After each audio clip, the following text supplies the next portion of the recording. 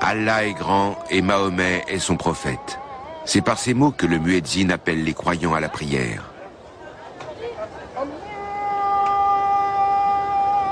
Mahomet naît à la Mecque vers 570 après Jésus-Christ. Son père meurt peu après sa naissance et il perd sa mère à l'âge de 6 ans.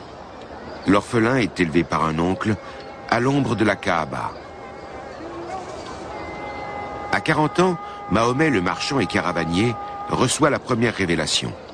Guidé par la parole divine, il devient le prophète d'une religion nouvelle. Mahomet s'attaque alors au polythéisme païen des habitants de la Mecque. Il débarrasse la Kaaba des idoles vénérées en son sein. Cette purification de la Kaaba est aujourd'hui encore commémorée rituellement 2 fois par an par la Maison royale d'Arabie Saoudite. En 1932, les rois saoudiens ont conquis, à l'issue de plusieurs guerres, l'ensemble de la péninsule arabique. La Mecque et Médine appartiennent désormais elles aussi à leur royaume.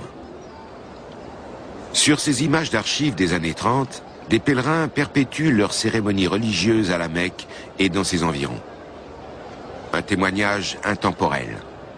Reflet de scène sans doute quasi identique du vivant du prophète Mahomet.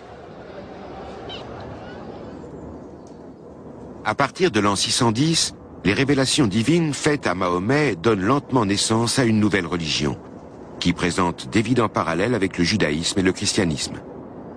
Mais les habitants de la Mecque rejettent l'islam de Mahomet et le prophète se réfugie à Médine. Là, il s'impose véritablement comme chef politique et religieux. Après de nombreuses batailles contre les habitants de la Mecque, c'est en combattant victorieux qu'il rentre dans la ville en 630. Peu avant sa mort en 632, Mahomet établit les fondements d'un important rituel religieux, le Hadj. Tout musulman doit au moins une fois dans sa vie accomplir ce grand pèlerinage à la Mecque et dans ses environs. Lors du Hadj, on se souvient des hauts faits de Mahomet et des prophètes qui l'ont précédé, d'Adam à Jésus en passant par Noé et Abraham.